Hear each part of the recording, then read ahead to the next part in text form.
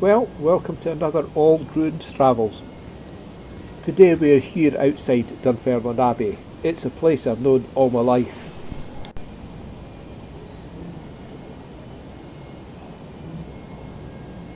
My parents got married here and I was baptised here. Today we're going to go inside.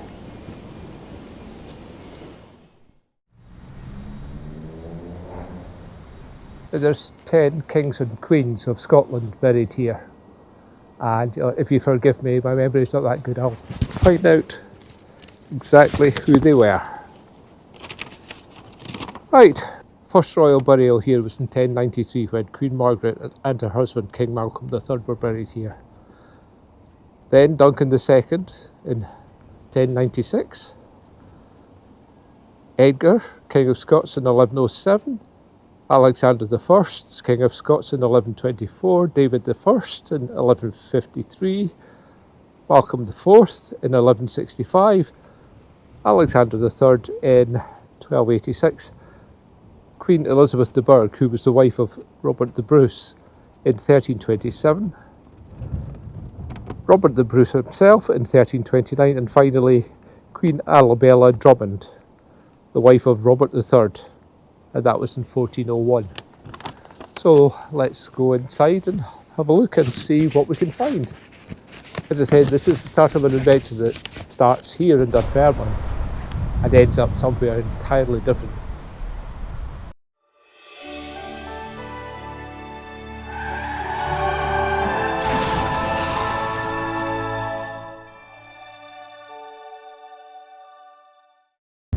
This might just give a little clue as to who we're here to see today.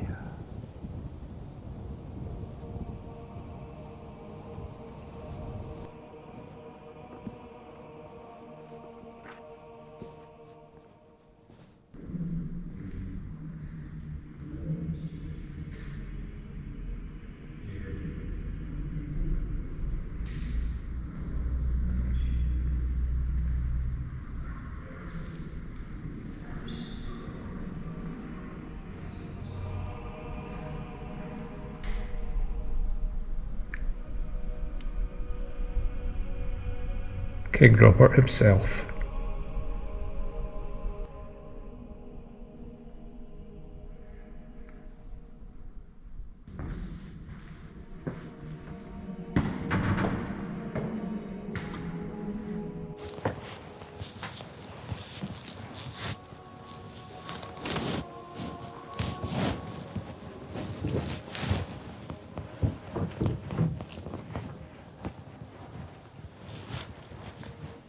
So it's down here I need to go to find the victim of my video this week.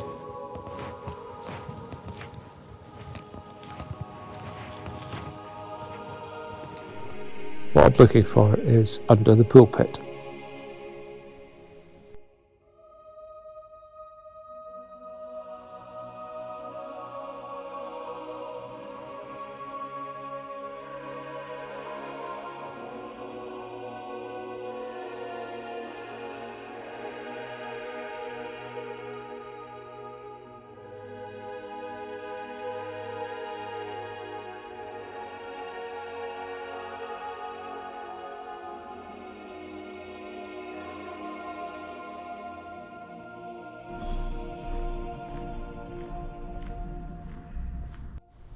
Before I move on to the next location, I'm going to go around the corner to something that is quite interesting. Not part of our story, but interesting nonetheless.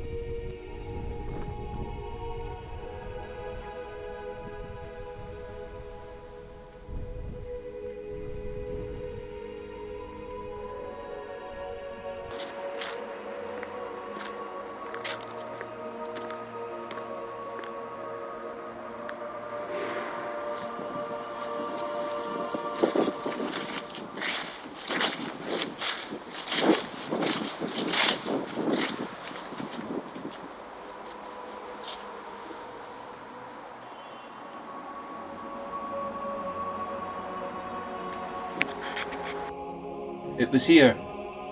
Legend has it, and there's substantial evidence for it. It's the burial place of Lady Margaret Crawford. Now, Lady Margaret Crawford maybe doesn't ring a bell with you. She was the mother of Sir William Wallace.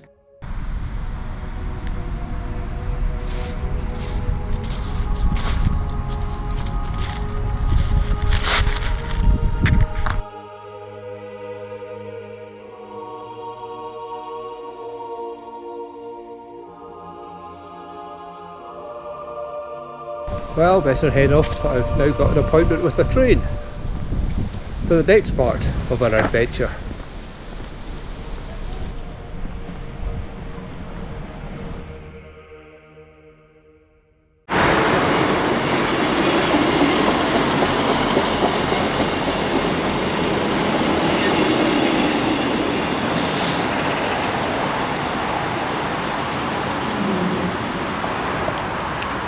Well, the next part of my journey, I'm going to have to take the train to Edinburgh, so let's go to the station.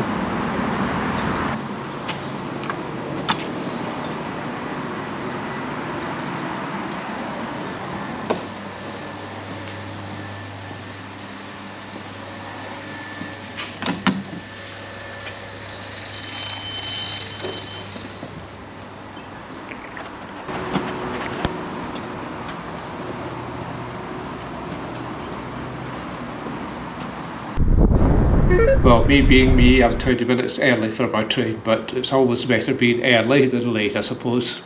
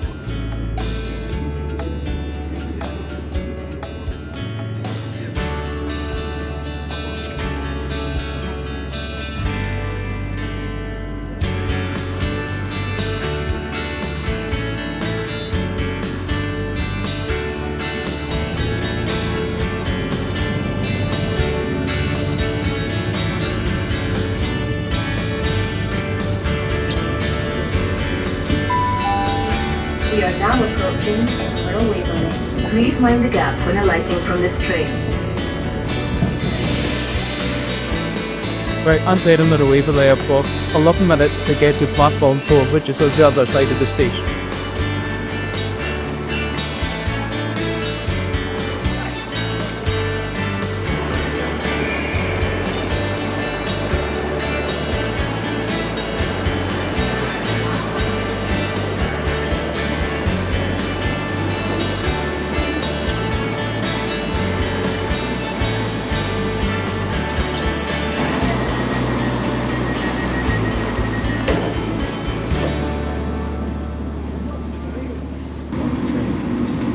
Managed it with 4 minutes to spare.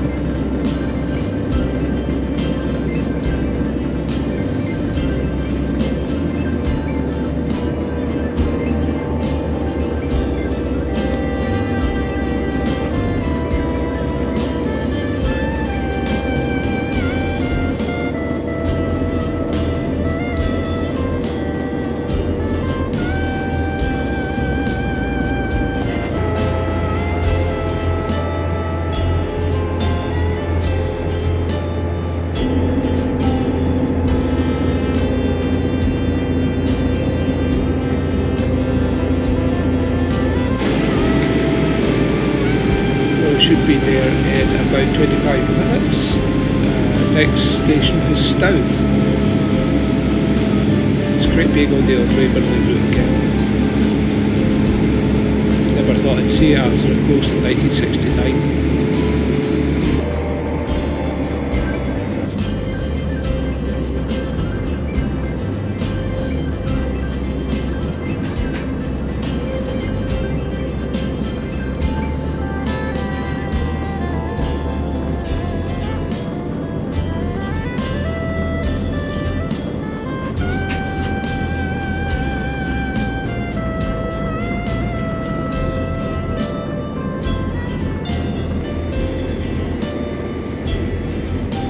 Shields.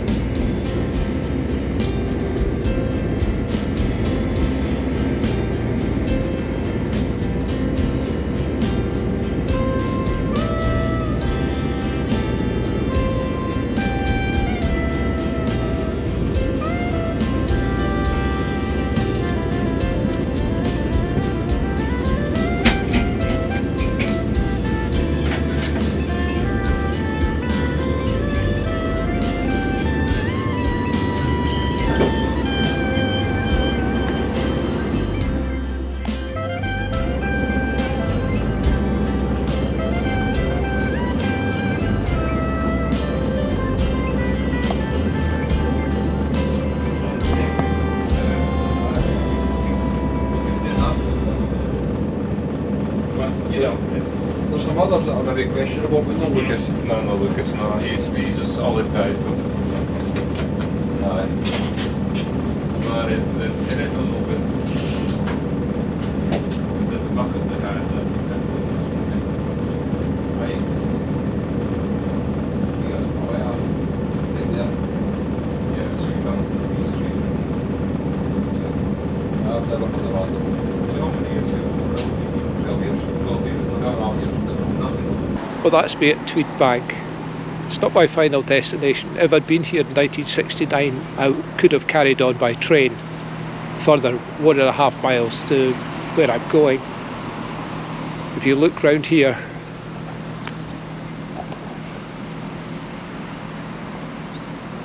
that's the old line down through Hoyt to Carlisle.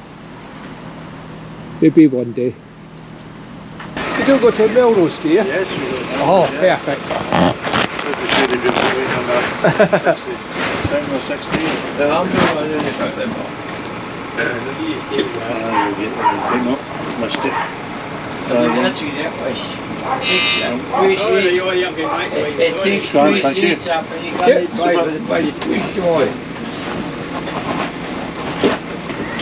When they step on, Aye, I'll see them. Cheers. and watch him ahead because he's a bad chap. Just watching him. That's my bus journey done, and I've still got my coffee. Only 10 minutes. Right, let's find where I need to go. I think that might be a clue.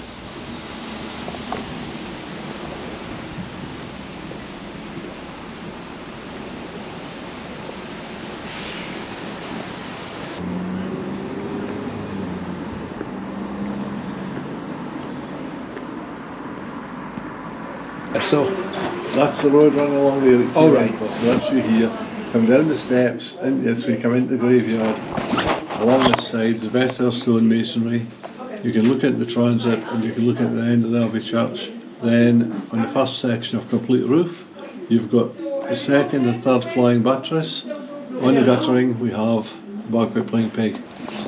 He's a water spout, so he is actually part of the guttering. all right. Once you've looked at everything, you want to look at the graveyard, you come back to here. Bottom of the steps there, tallest tree you can see is this one. If you make that your general direction of travel, there'll be a Roman and march through walls and things. Just generally go that way. You'll come down here, across the cloisters, and you come past the scaffolding here, and you'll get down 3 little steps, and you've got the marker for Lord Bruce's Hearts there. Perfect, I'll do that first. Then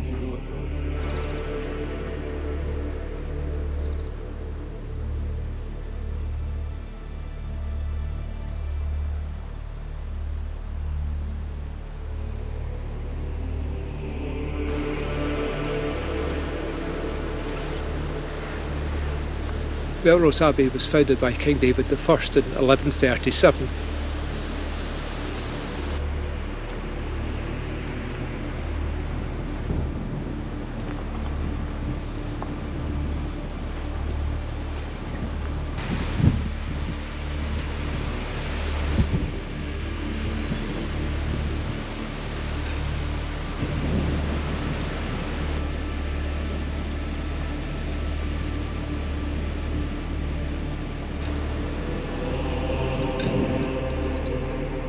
After Bruce was excommunicated by the Pope for a murder of John Comyn in Dumfries,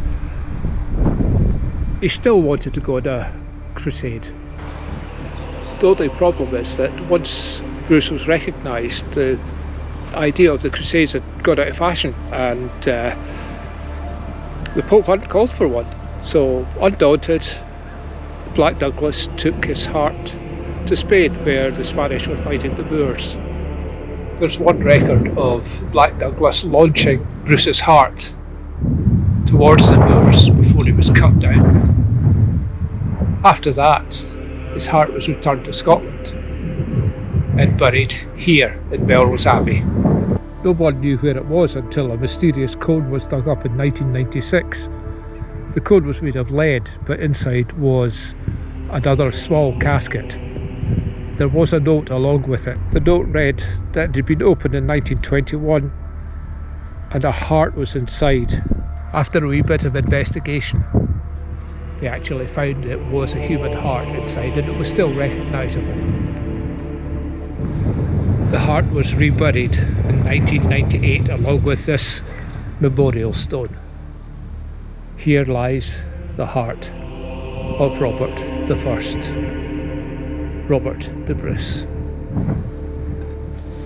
Well, that was really interesting. That's 2/3 of his body, his heart and his physical body, or skeleton. The third part is in St Serph's Church in Dumbarton, and that's his entrails. Just don't have time today to do the third site, but maybe in future that's the thing. So, as with all Old Ruin Travels videos, please like and subscribe if you want to see more nonsense from me.